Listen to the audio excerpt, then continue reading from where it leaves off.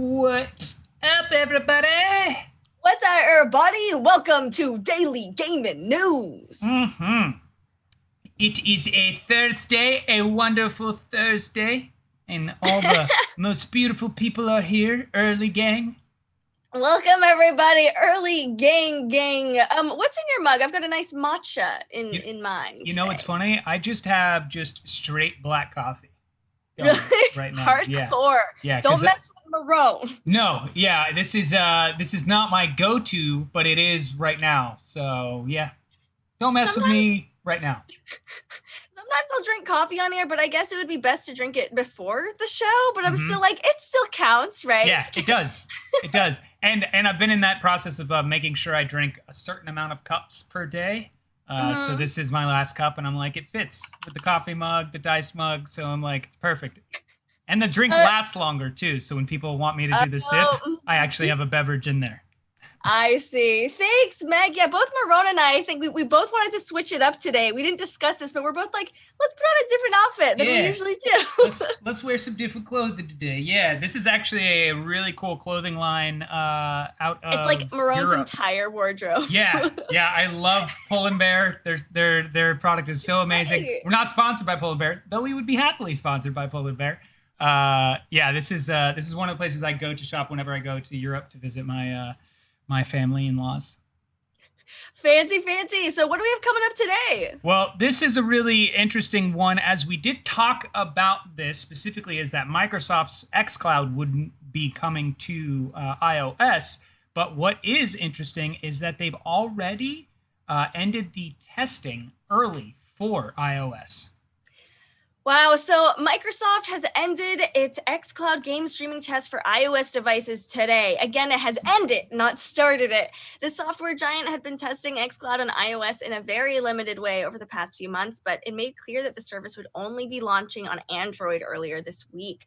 Microsoft had informed Xcloud testers that the preview would end on September 11th, but only the Android preview will continue until next month. So the spokesperson for Microsoft said this. It said, our Project xCloud preview test flight period has ended on iOS, and we are focused on delivering cloud gaming as a part of the Xbox Games Pass Ultimate to Android customers beginning on September 15th. So you Android customers, be on the lookout. And they finished by saying, it's our ambition to scale cloud gaming through the Games Pass, available on all devices.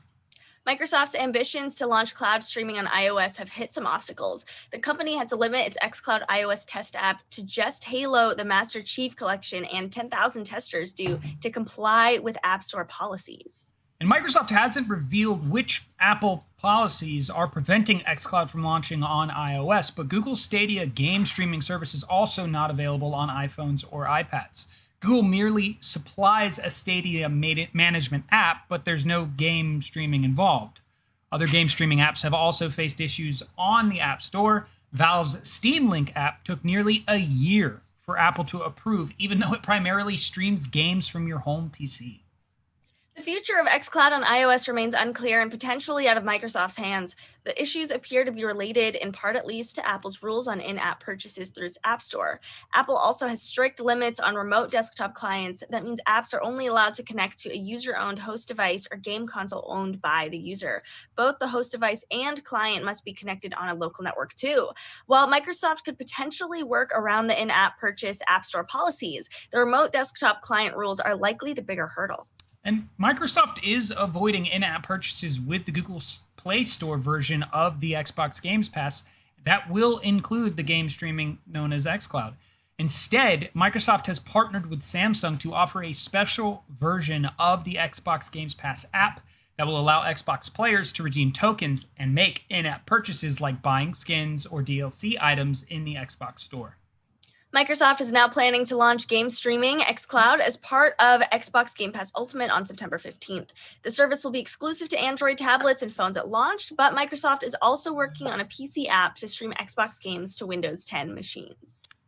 I don't think this comes as a surprise for many people, as we saw some comments in the chat with regard to the iOS app policies.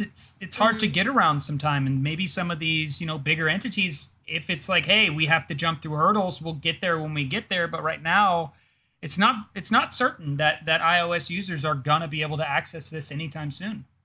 It's not, which is kind of a bummer because I have an iPhone. This is a 7 Plus. Some people are like, "How old's your phone now?" Yeah, my my phone's not super new. I have an iPad. I don't really have, I don't have Android devices. Yeah. My laptop is a Mac. It's broken, but it's still the one laptop I have. And it is a Mac. So it's kind of a bummer for me that, as it seems now, xCloud isn't going to be coming to Apple devices. We've kind of heard this iterated with there was another cloud streaming software that had no, I think it was Fortnite on the Google Store or the Apple Store, one or the other. It had troubles, and it seems like a lot of these games or these companies or cloud streaming, they run into a lot of red tape when it comes to being launched on certain devices, which is, it really sucks to see. Chat saying maybe because of Apple Gaming and Apple Arcade, Apple does want to keep its own exclusive, gaming on its devices versus letting other companies come in as well. It's just kind of disappointing to see. That very well could be the case. And that is one of those moments of saying, is this maybe Apple putting up these barriers, so to speak, because they actually want to make more of a push into gaming? Because the Apple Arcade, as Meg was just chatting about, it's not that great in comparison to other services, but it also seems to be this place where like Apple is attempting to secure deals with developers to make content specifically for them. Do they turn around and jump into the cloud gaming as well, which is probably why we might be seeing some obstacles in the way for a place like Microsoft?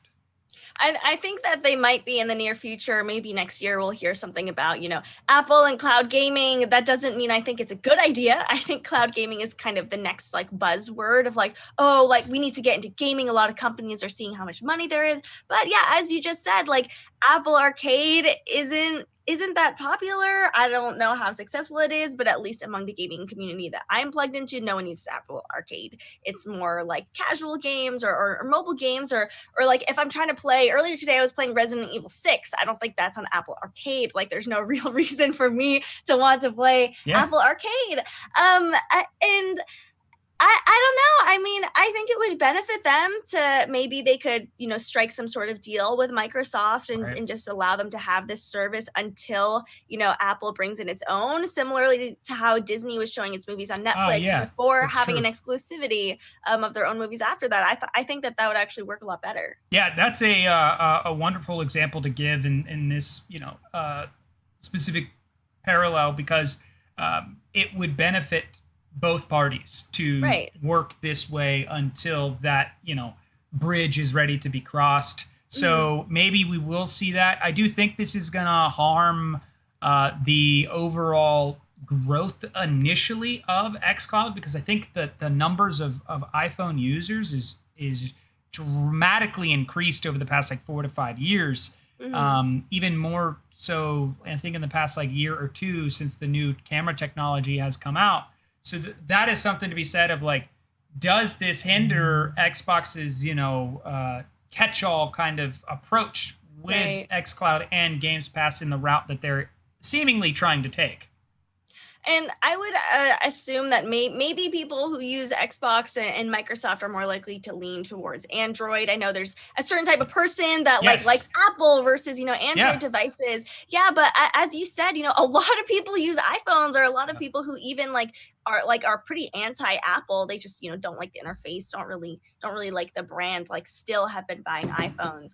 And as you said, for Microsoft to be a part of your life and your lifestyle, I think this is a big hurdle that you're not going to be able to, use the xCloud on your phone if you do have an iPhone. Yeah, that's true. And we'll keep an eye out for this. The moment we know anything with further development regarding iOS and xCloud, we will report it here on DGN. But right now, if you are one of those Android users, dive in once it's available on September 15th. Let us know what you think. If you feel the experience is worth the investment and to jump in and see how Microsoft attacks cloud gaming. We'll have to keep an eye out for what's happening with that. But in other news, Pikmin 3 Deluxe is going to release on Nintendo Switch this October. So I don't know if you're like me, but this game Pikmin has been around for a long time, and they've been multiple iterations of this game. It's always been one of those games that Nintendo has had, and they've done very well with those who are a part of that community. They're a big fan of this. So when they made this announcement that the Pikmin 3, which was back on Wii U, is now also coming out to Switch, I was like, man, Nintendo just continues to make really good decisions. They do. So Pikmin 3 Deluxe, an enhanced version of the third entry in the series originally, as you said, released on Wii U, has been announced for the Switch. I think this is great because a lot of people don't have Wii U's. I think that was a console that kind of just slipped under the radar. Exactly, yeah. And I love Guff's comment, wait, not PlayStation news? Am I on the right channel? You are.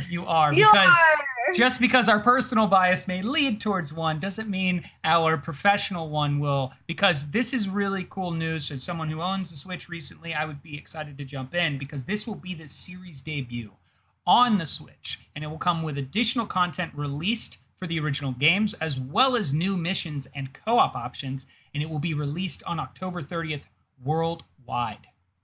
So let's check out the trailer. Let's see what Pikmin's about. I'm sure a lot of you, if you haven't played this game, you'll still, recognize the character. Let's check out that trailer.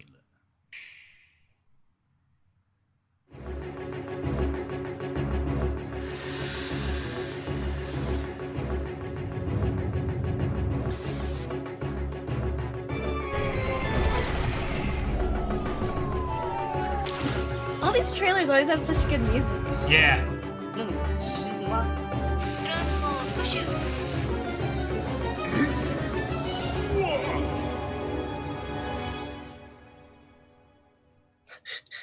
Whoa.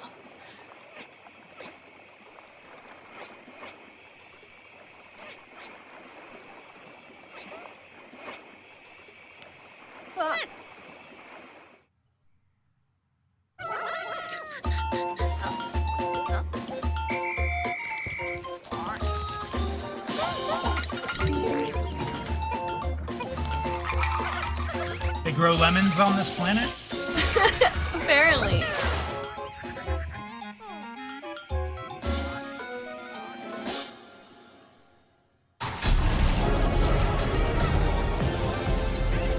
Oh boy. Boss battle?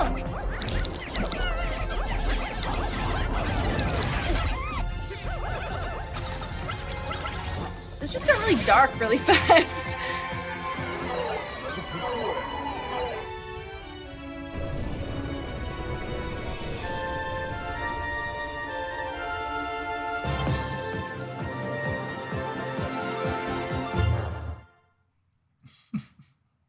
So there it was, the Pikmin 3 Deluxe. And in case you've actually never played the original, there is an overview that we are going to jump through right now. So grow a squad of adorable plant-like Pikmin to traverse a strange world and save your planet. Command a capable crop of 5 different types of Pikmin to strategically overcome obstacles, defeat creatures, and find food for your famished home planet. You can even bring a second player along to divvy up tasks as you explore a world that seems larger than life from a pint-sized perspective. You're able to return to your ship before times run out, or you and your Pikmin could be in big trouble. If you prefer the more casual approach, a variety of difficulty settings, lock-on targeting, and optional hints have been newly added. With less pressure, you have more time to strategically command your Pikmin and take in the lush scenery.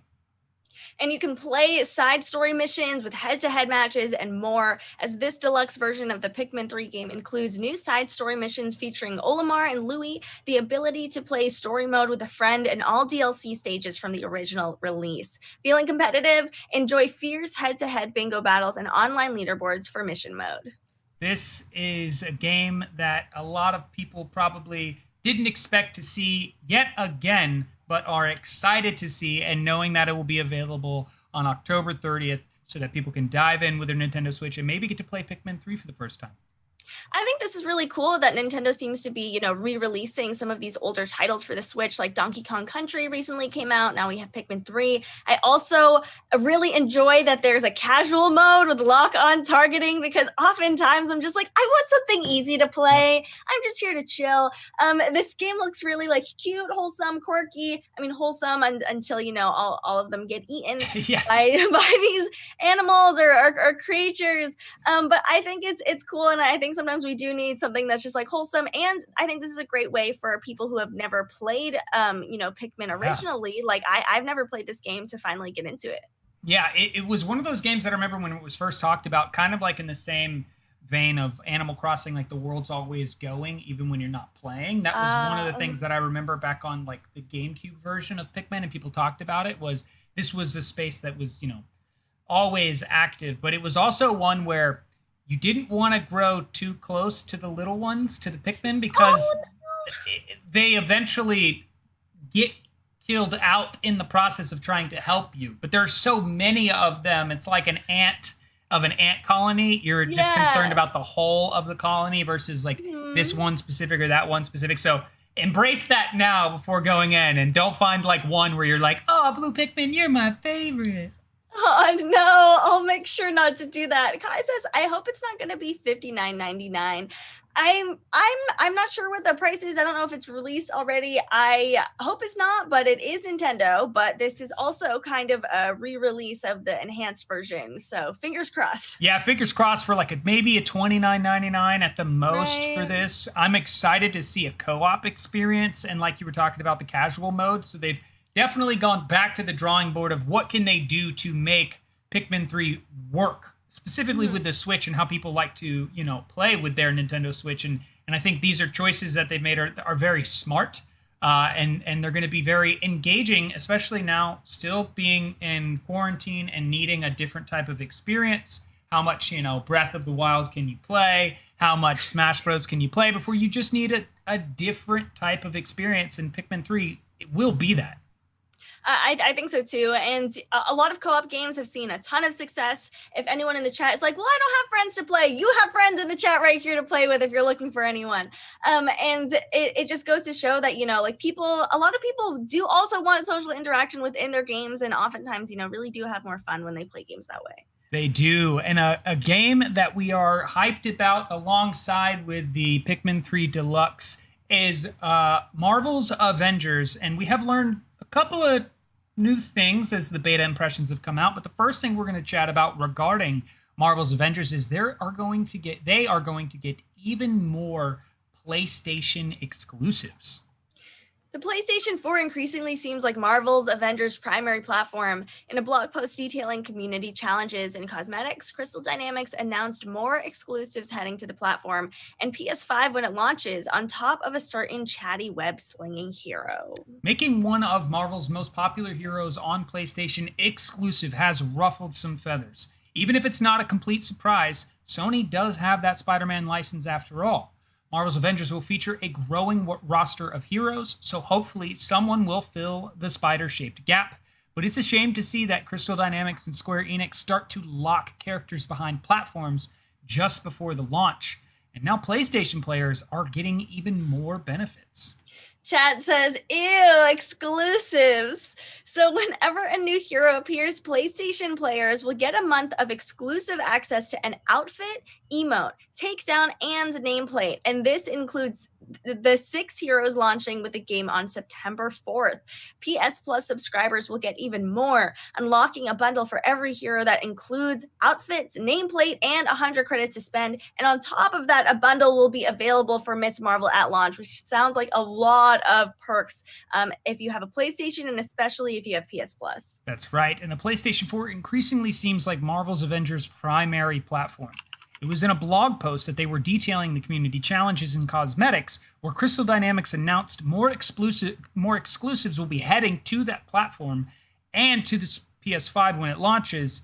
And this is just one of those kind of situations where we take in a moment of, is this going to hinder the overall development of Marvel's Avengers across platform? And I'm not sure exactly, what this is going to mean for the future, because platform exclusive stuff isn't unusual, but often it's split between the platforms. And in this case, it all seems like Sony really reaps all the benefits here, and there's nothing special for Xbox or for PC. That's right. And PlayStation 4 players will be able to be the first to get into Marvel's Avengers beta. On PC, there is a pre-order beta starting on the 14th of August, followed by an open beta on the 21st. But on the PlayStation 4, you can jump into the pre-order beta tomorrow, actually, on August 7th. So starting tomorrow, you already get a leg up on PC players, on Xbox players. I've seen, we talked about this, was it yesterday, that you and I don't really mind that, there's some of these exclusives for PlayStation over these other platforms, but a lot of gamers do seem to be pretty upset about it. And to hear that there's even more exclusives for the PlayStation, and it's not just Spider-Man, it's all these bundles, it's all these credits, all these cosmetics, is a little disappointing to hear, and I think it's going to stir the pot even more. Yeah, it does, and this doesn't pair well with the initial reviews of the beta, as what we have been reading and sourcing from multiple different sites is that the initial Avengers beta reviews aren't that great. When I've been looking around of Avengers news or just gaming news, and I saw a lot of pretty negative takes on the beta. So starting out, a reviewer from Kotaku starts positively writing about Marvel's Avengers, saying Kamala is by far the best thing about Marvel's Avengers. Her fangirlish enthusiasm is infectious as she explores the remote wilderness with Banner/Hulk in the game's second story mission. Much of the focus of said mission is on the Green Goliath and pounding robots, as the nigh indestructible Hulk is fine. But when control passes over to Kamala, it's like the entire game brightens up. Her stretchy powers are a delight. She swings through levels like the PS4 exclusive Spider-Man. You can hear the excitement in her voice as she speaks. She's so happy to be part of the Avengers. She gets winded. This reviewer says, I wish she was in one of the screenshots Square Enix provided for, for the press, and they'll just use an old one. Wow. Hey, Crispy, thank you so much for the subscription. We appreciate it. There was another part of that review, which is it taking a turn, where this reviewer says, I played several multiplayer missions during my brief time with the beta, though mostly using AI teammates instead of real players. And this is where the Anthem feelings kicked in. The player selects the mission for 2 to 4 players from the helicarrier's war table. A group is formed, and the player or players deploy to the mission location. Punching, shooting, and looting chests ensues. And when I heard Anthem, I was just like, oh, no. Yeah. So the reviewer says here the experience fell apart for me. Traveling between waypoints with a full team of Avengers is a pretty cool feeling. Adjusting the camera while swinging along as Kamala to see the Hulk bounding and Iron Man flying after you is nifty. Getting to an objective and beating on hordes of the same type of robots, not nearly as nifty. No, and it finishes by saying, my first open world-ish mission sent me to a base where the Hulk and Kamala had to defend a point from waves of AIM robots, while Iron Man's trusty AI Jarvis did some uploading or hacking or whatever. And it's not new, it's not fun, and as much as I enjoyed Kamala's stretchy powers, using them to beat up the same robot foes again and again quickly goes stale. Is it Kamala? I'm just so used to saying Kamala Harris, and it's spelled the same. Is it? I think it is different. I don't know. I don't think it's said the same as Kamala Harris. Okay. I forgot exactly how it said, but we're talking about Ms. Marvel. Yeah, Ms. Marvel. Ms. Marvel. And another reviewer from Ars Technica writes much less positively and says, if Crystal Dynamics expects us to get hooked onto this game for months, the customization system better turn out more substantial than it currently looks. And went on to say that after the climactic, polished opening missions completes, the beta fast forwards later into the game's plot. The long story short, Avengers disappointed humanity and disbanded, but Ms. Marvel and Hulk have teamed up to get the band back together. And these crafted missions lose some of the intro's momentum as they lead players into a generic jungle environment or against a shiny metal bad guy. And the Golden Gate intro's sense of place is just seemingly utterly lost. And you're left pummeling uninspiring intro sequence soldiers while grappling with a frustratingly tight camera angle and cramped interiors. Thank you so much, Kai, for the dono. Thank you, so Kai. much for the support. So, though this reviewer goes on to say, though this game tries to combine a brawler with an ARPG formula, Marvel's Avengers bails on a core principle of both of those genres, which is careful camera consideration. Keeping track of every surrounding foe in a Marvel's Avengers brawl while fighting alongside 3 allies is an exercise in exhaustion and frustration. Crystal Dynamics tries but fails to help matters by filling the screen's periphery with, "Hey, over here!" warning icons of various colors and shapes. They couldn't help but think back to their favorite Marvel Ultimate Alliance 2 memories on the Xbox 360, where 4 people could sit on the same couch and pummel wave after wave of baddies as aided by a fixed, easy-to-see camera angle. And this reviewer just wanted to go back to that game.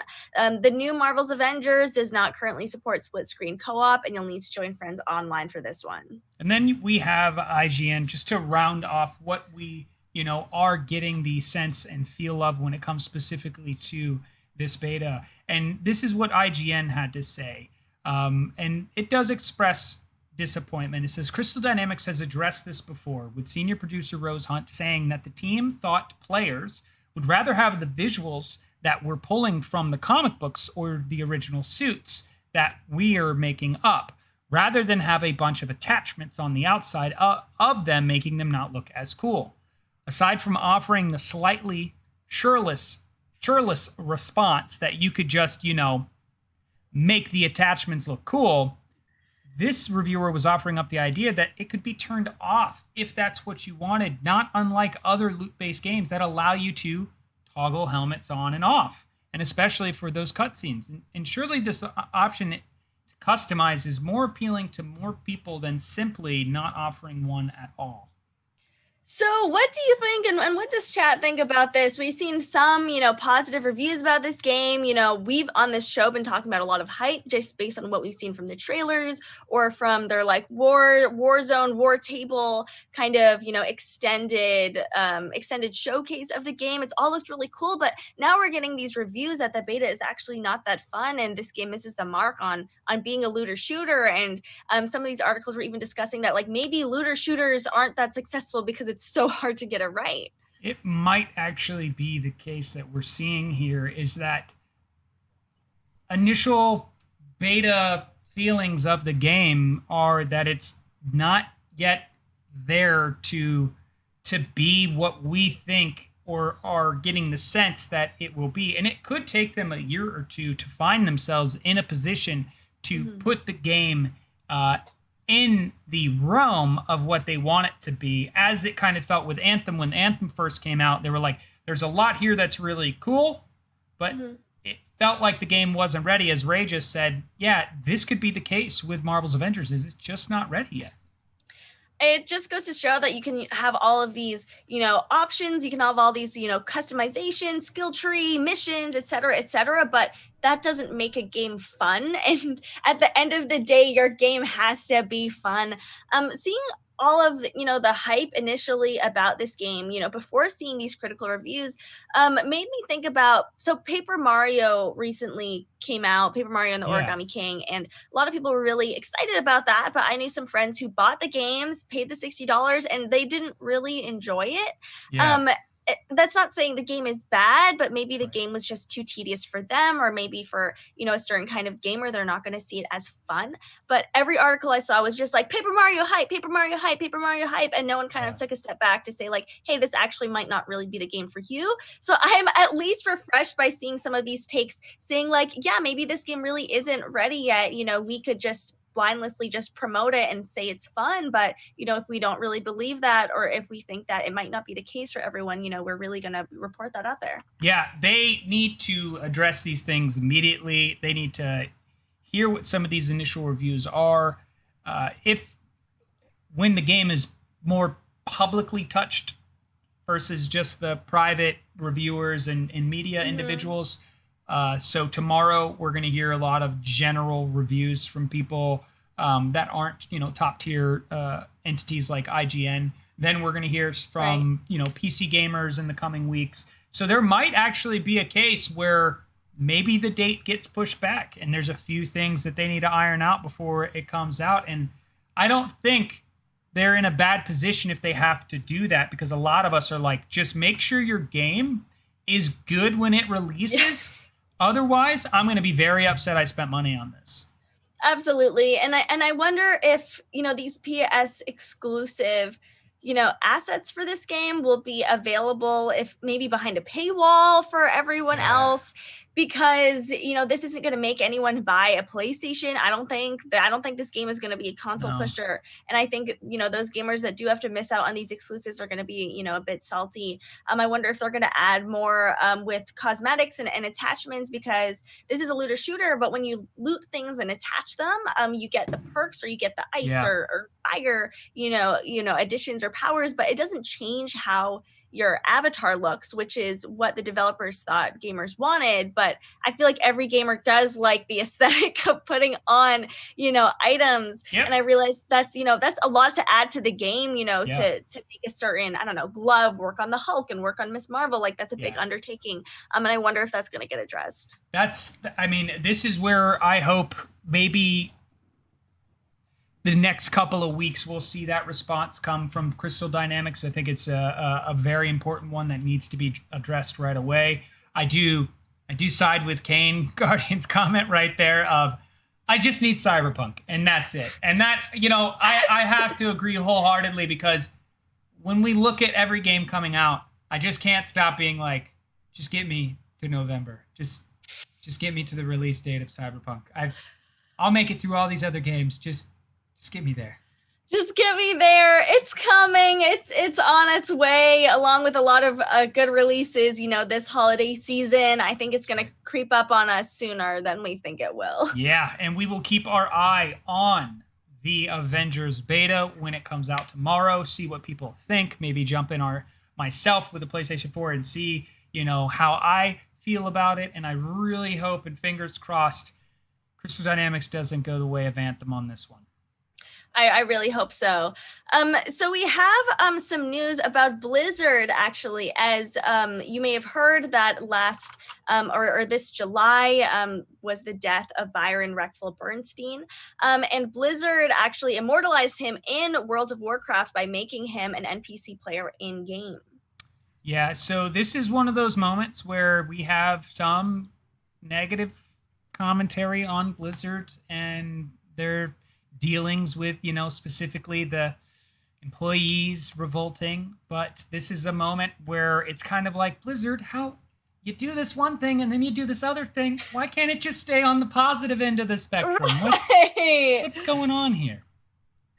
So this is a very good thing that Blizzard did. Thank you, Blizzard, for doing this. Following Reckful's passing, World of Warcraft players flocked to the game's public gathering spaces to honor the player. And World of Warcraft and Blizzard Entertainment is adding a permanent memorial to him. So in a recent update, Blizzard added a non-playable character, an NPC, to World of Warcraft's Shadowlands expansion. The NPC, a rogue trainer named Reckful, now stands permanently in the Cathedral of Light, the spot where players gathered following his death. World of Warcraft players can interact with the Reckful NPC, which has a line of dialogue that's a nod to Bernstein's World of Warcraft career. "I don't train assassination rogues," the NPC says, a reference to Bernstein's skill in the Wrath of the Lich King, according to the World of Warcraft's website, Wowhead. So Bernstein was a storied World of Warcraft player and popular GTA Online streamer, but it was World of Warcraft really where Bernstein first saw his success in gaming. He had reached rank 1 in multiple World of Warcraft seasons and participated in multiple offline esports events. Blizzard called Bernstein one of the most memorable WoW players of all time. And Reckful was also working on a social online open world game called Everland, which was set to be released sometime in 2020.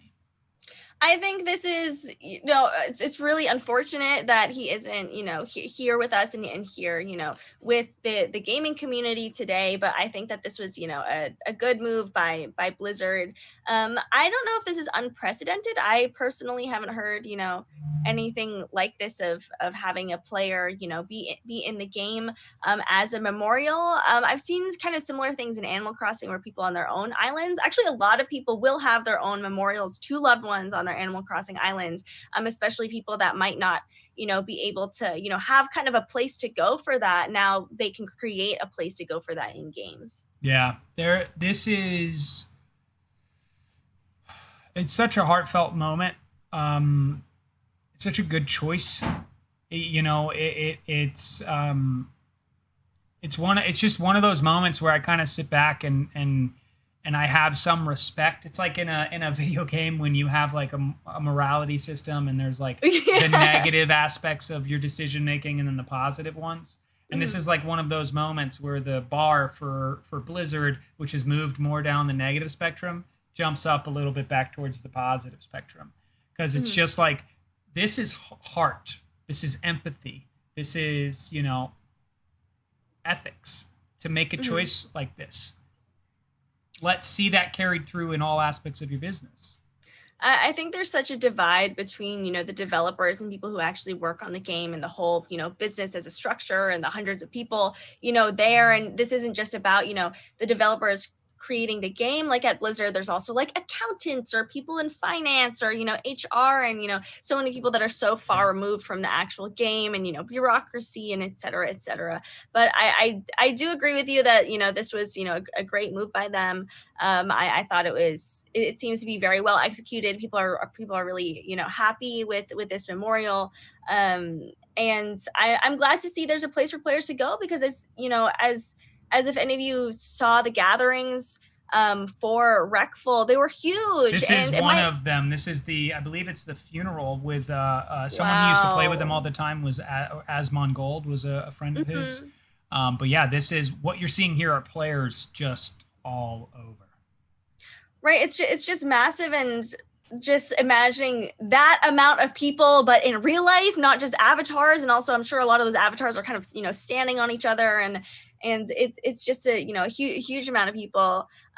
He was clearly a big part of the community and a big leader in World of Warcraft. And it's really unfortunate that he's not here, but I'm glad there's at least a place for people to go to honor him. Absolutely. If you are a WoW player, make sure to jump in and go see Reckful's NPC, interact with them, pay your respects. Good on you, Blizzard, for making this decision. This is a very cool moment to see in gaming, and just again makes me really happy to be a gamer and a part of the gaming community. So now we're going to take a step back in time because on this day in gaming, Secret of Mana in 1993 was released. So if you've been around the gaming space since 1993 and you know anything about some of the OG RPGs, especially ones that weren't turn-based but action RPGs very much like Zelda, Secret of Mana is one of those games that holds the title and is always listed in top 100 games to play. So Secret of Mana, for those of you who don't know, there is one force in the universe that keeps good and evil in perfect balance. It is called the Tree of Mana. But a magic sword has tricked a young warrior into upsetting the balance, spreading evil throughout the land. Thus, the warrior must undertake a dangerous journey to find the seeds of the mana tree, which has been hidden for centuries. Only then can perfect harmony be restored. In this incredible adventure, things are not as they seem. It's a world turned upside down that you must help the warrior make right. And the only way to succeed is to solve the Secret of Mana.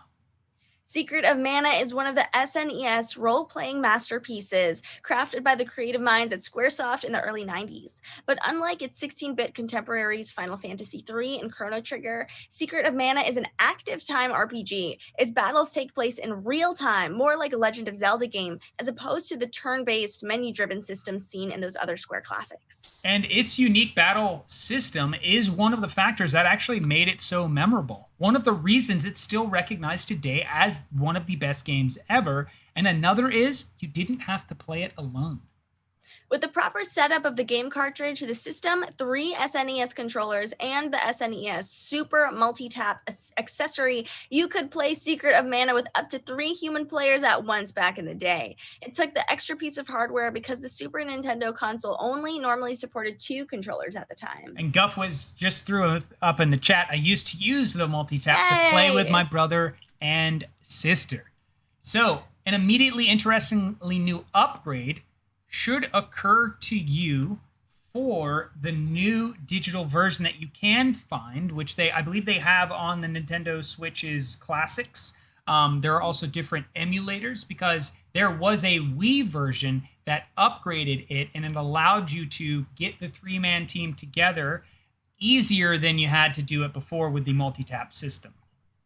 As with other well-regarded classic games that have come to the Virtual Console, it would be easy to continue to sing Secret of Mana's praises for many more pages. There are many more reasons it's been named the top 100 games of all time. I don't know if it's in that Gaming Hall of Fame yet that we talked about. It needs to be. But it needs to go in there. So listen, if you desire to rediscover or maybe experience for the first time one of Squaresoft's most loved 16-bit SNES classics, Secret of Mana is the place to be. And better yet, you can still play it in its improved form, which allows the easier, more experienced, incredible multiplayer capability of this game with that updated version more than it ever was on the SNES. I love that you can see it on the screen. It looks super fun. If anyone hasn't played it, you can play it on your Switch. The Switch is coming through with a lot of games. Yes, it is. And I will say that Secret of Mana was surprising to me because I have one of those emulators, those Raspberry Pi emulators, and this is one of the games that you can play on it. And you can get the Japan version, and you can also get the American version. And it takes you a little bit in the game to get to the multiplayer portion. You don't start off with it. Oh, really? Which is why if you play the updated version that came out back on the Wii that they've redone again, you can actually now get into it easier and faster and start the multiplayer. Because people are like, I don't want to sit around and wait for multiplayer. It takes forever. Right. Yeah. If you can't just jump into it, like invite your friend over, get into multiplayer. Oh, let me just do this single player campaign for a minute first. Let me just take about 2 hours before we can play together. Yeah. There's a lot of prep going on before you can have the multiplayer experience with this game. A lot of prep going on. So that is our this day in gaming for our Throwback Thursday today. Checking back on what cool games came out on this day back in the day. That is right. Lovely Thursday that we get to do this amazing segment. I have so much fun looking and seeing on this day in gaming what's come out. But something that has been announced to come out for the next-gen consoles is Doom Eternal and Elder Scrolls Online have been confirmed for PlayStation 5 and Xbox Series X. And they have also been announced with free upgrades. They'll be released on the PlayStation 5 and Xbox Series X, and those who own either game on PS4 or Xbox One will be able to upgrade to the matching new version for free. While Bethesda did not reveal a date for the next-gen ports of Doom Eternal and the Elder Scrolls Online, which is pretty much commonplace for Bethesda and calendars. And before they even went into further detail in what the enhancements are that Kaisa was talking about that you will receive, it just confirmed that the news and that more information will be headed our way in the quote-unquote coming weeks and months. Bethesda also noted that its teams are working hard on ensuring that both games will support backwards compatibility when the new consoles are released, possibly hinting the upgrades won't be quite ready by both consoles' holiday 2020 launch window. And these were the only two games confirmed to be getting these free upgrades and enhancements for PlayStation 5 and Xbox Series X.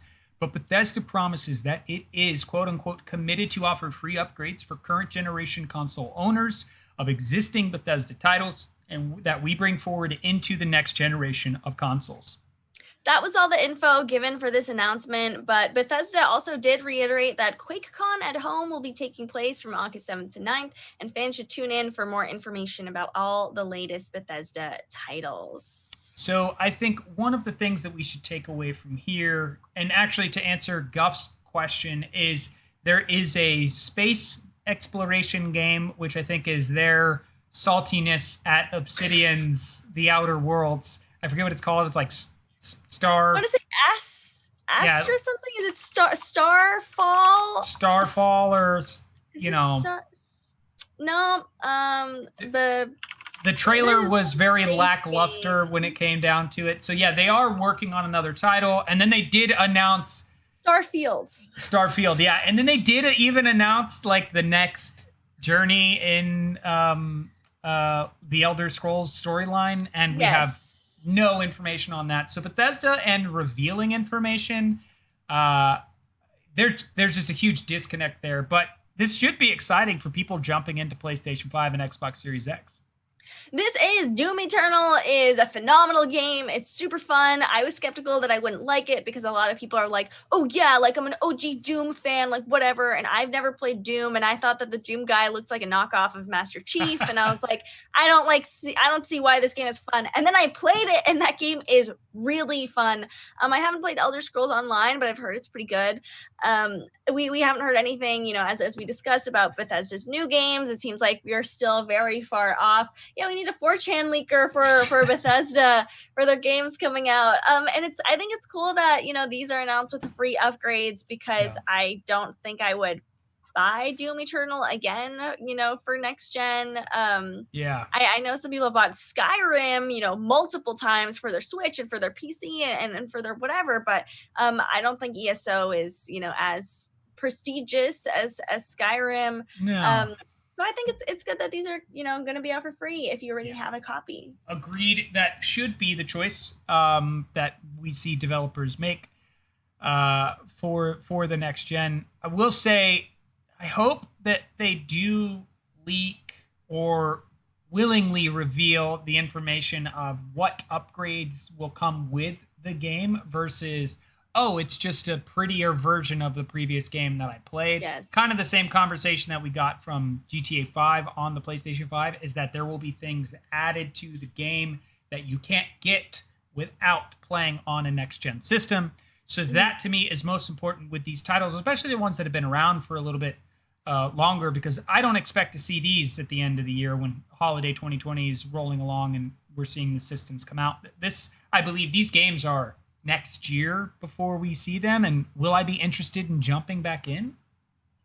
Right, that's a good point. It seems like there are.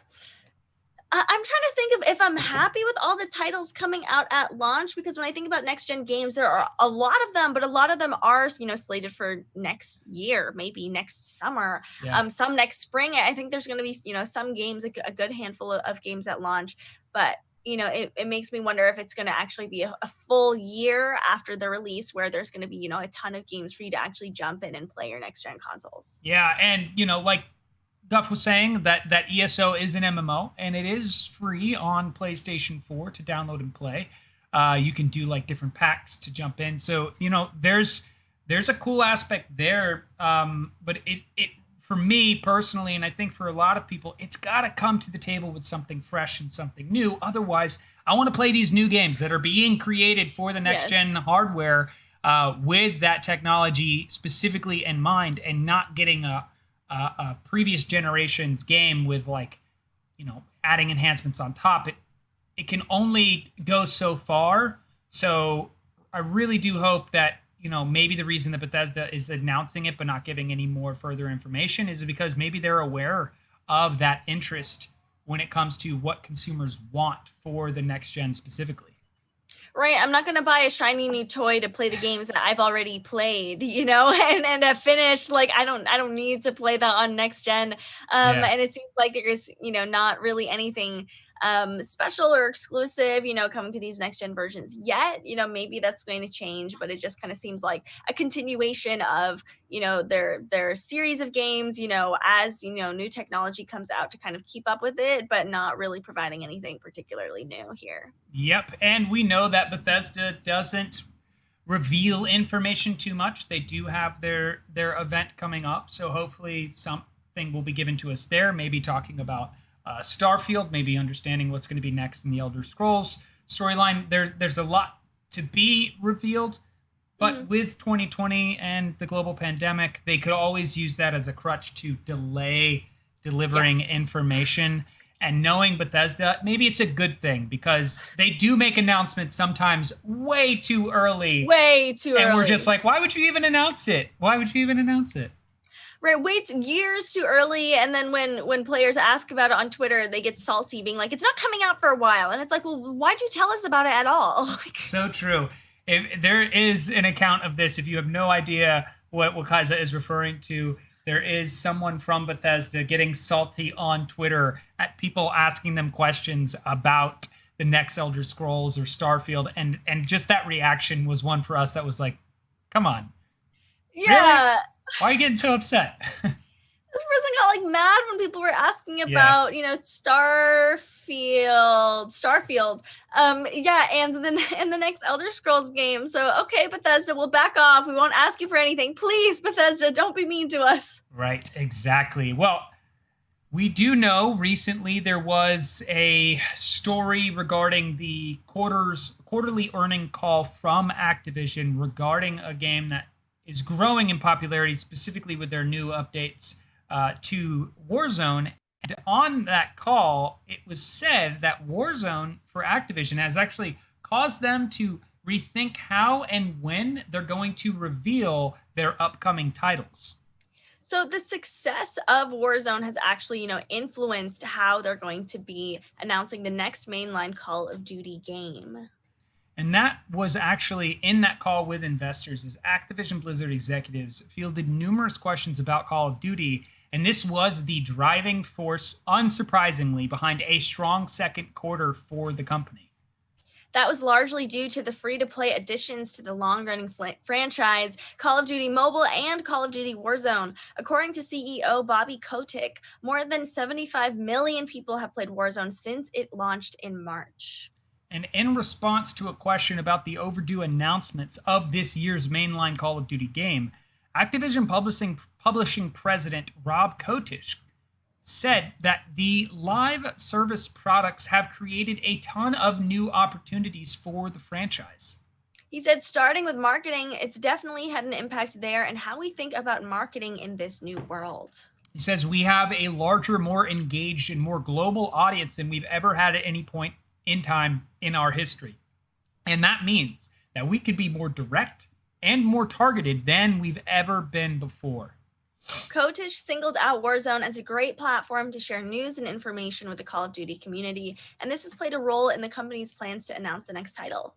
Says, to your initial point that you were talking about, to this person asking the questions about why you were waiting for such a long time, it's Warzone, I think, that's caused us to rethink how, when, and even where we reveal our upcoming title. He says, we can't wait to share it with the community, and we think it's going to be very different and more engaging than anything we've ever done before. With that launch of a free-to-play product on mobile, PC, and console, Call of Duty has moved closer to becoming a single platform, one that allows Activision Blizzard to announce and market new products within that expanded community.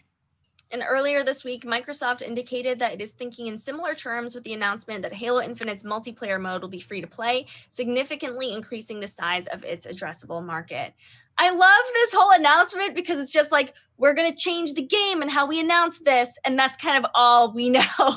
Yeah, this is one of those moments where you think back to them saying Fortnite-like events and addressing Fortnite continually, because I think what they noticed is, especially the amount of people, 75 million people played the game since March, which means you have access to a player base that even if it's just 10% of the player base watches your trailer, that's 7 million people watching the trailer for your next Call of Duty game, because either they're watching it through the game itself or through the Blizzard app, however they go about, showing that off. If they do events like, Star Wars events on Fortnite to debut their next game and maybe to show off gameplay, this could be a really new way that we actually consume information with these bigger titles.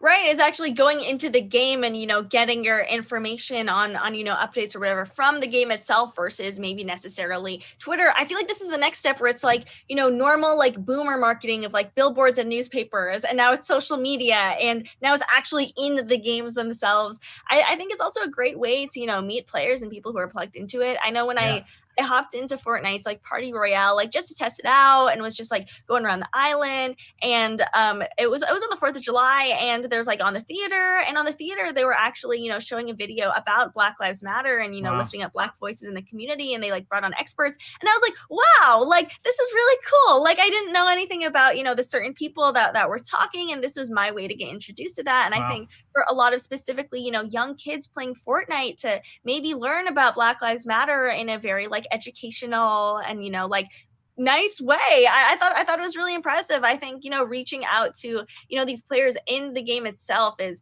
very novel, and I think it's a good idea. And personally, I don't think it's like too in your face or anything from what I've seen of any of these games. It's just kind of like another panel in your carousel that you can choose to click on if you want. I think we should also get used to something that I just was paying attention to in this gameplay here. This is showing off the new stadium as to how it looks. And I just want to run this back real quick. I think it's like about here. They're advertising the Call of Duty Championship weekend in the game. Oh, hey! So that's cool. Maybe we need to start getting used to seeing stuff like that in game. Posters for movies that might be coming out that might, get sponsored. Things that appeal to the community and give them, that sense of feels like it's still real world, but it's also still a game, blurring the lines a little bit. I think very soon there's going to be some announcement of a type of party, mode where people can just come and hang out and, and mess around and it not be too serious. With what you're talking about, maybe it'll happen here at Stadium where they'll have events and people will gather and they'll have the screen and stuff. I think they're going to do something like that. And if they aren't, they opened it. I would be shocked, honestly, just by the success of what Fortnite's been able to do. Right? I mean, it seems like this was done at a very opportune time that the stadium was open. They're talking about Fortnite-like events. You're totally right. They're probably going to have something in the stadium itself that you can go into. When you said like party mode and Warzone, it made me think of like fashion shows, like the Fortnite fashion shows. I don't think there's going to be any Warzone fashion shows, but who knows? I think, integrating movie posters, in here would be cool, and it wouldn't kind of take me out of it. I think there's a certain amount of advertising that's like, oh, like I don't want to see all these ads everywhere. Get these ads out of my face. Versus if it's like kind of in the game, I think it's cool. Actually, it's not in your face, but it might be in your face because you're taking cover. You're like, oh, let me take cover. Oh, hey, look, Christopher Nolan's new film's coming out. That's great. Yeah, exactly. On an even smaller scale, I think they should be advertising their own events in here. Like sometimes I'll hop into League of Legends and there's like cool flags on the map, and I'm like, oh, what are those for? And there's some like tournament going on. Then I'm like, oh, I didn't realize that. Now I know. It's a great way. I think people who are playing Call of Duty or people who are playing League of Legends, they want more League content. They want more Call of Duty content. And this is a good way to keep people in tune with what's happening. Yeah. I couldn't agree more. Hopefully they really stick the landing on Fortnite-like events. Yes, please. And to Kane Guardian's question, the new stadium's pretty cool. I mean, I'll be honest, they played a duos match today that actually finished right around the stadium. My teammate and I ended up securing the win, but it was crazy. There was a team on the second story, there was a team on the bottom, and there was just that aspect of having to move in and out of the stadium while in the shootout. It was fun. And I think they've also added the train. So there's a train moving around, and they've added the key cards back. So now there's bunkers that you can access. So there's a lot going on in the game that honestly, I was getting a little, it was feeling old, and now it's feeling fresh again. So the timing was right for me personally. Good on season 5. I love how chat goes low-key flex, total flex. Marron just got to slip in that he got another win. It seems like people are happy with this season. I promise I won't reveal my stats anymore. I promise. He's gonna do it. The people want to hear it. I've seen a lot of people playing Warzone today. People that I didn't even think play Warzone. It still seems like it's going strong. Earlier someone was talking about how people have uninstalled because the game file is too big. I think it's one of those love-hate hate things where people will uninstall it and then will be like, oh, you know what? I really do want to get back into some Warzone. And it does have, it has, captured lightning in a bottle, and that people keep wanting to go back, even though there are cheaters, even though people are they're still there. They're the file size is too big. Yeah, they're still there. Just don't take a moment and think like, oh, they resolved the cheating problem. They said they were gonna ban people, right? My one note with this would be, I love what they've done. I'm excited to see what Treyarch and Raven Software do with the Call of Duty 2020 title. I will be quickly jumping to that title if it is announced that there is an anti-cheat software that is required for the PC version of the game. But if they don't, and they go the route that Infinity Ward's doing, as much as you might want Fortnite-like community, if your cheating is too much, people will just be like, I'll go somewhere else for my Fortnite-like events. Absolutely. They might go to Fortnite itself, but it seems like a lot of the Call of Duty community does want to stay in Warzone, in Call of Duty. They just want the cheaters gone. Go away. So it would be great if we saw another update coming up soon with that. That would be, but that does bring us to the end of the Daily Gaming News Hour. Thank you so much for everyone being in here, the DGN fam, adding amazing layers of conversation and talking points to all the topics that we discussed today. Thank you so much for joining us. Tomorrow, we're definitely going to touch on what happened at the PlayStation State of Play, which I think just about wrapped up a couple minutes ago. So we'll be going over that in addition to information about the Xbox Live Gold and Xbox Game Pass and some other news. Yeah, regarding Epic Games' current worth, which is $17.3 billion. We'll talk more on that. Money. Very hard for me to say. That is with a B. And then also what Nintendo is doing to address the Joy-Con drift problem. So all you Switch heads out there that have complained numerous times about the drift in your Joy-Con, we have some information with regard to what Nintendo is doing about that. So make sure you tune in tomorrow from 1 to 2 p.m. Pacific time. As always, after this stream, we're going to be running some reruns of this episode, yesterday's episode, and that's where you can catch the news. Yes, it is. Don't forget to like, subscribe, continue to follow us, and help us grow that DGN family. Thank you to those who subscribed and donated today. Again, this is just not possible without all of you amazing, beautiful people. But for Daily Gaming News, this is the end of the day for us, and we will be back tomorrow at 1 p.m. Pacific Standard Time. I am Marrone. I am Kaisa. Thank you so much for joining us, and we'll catch you Friday. See you next time.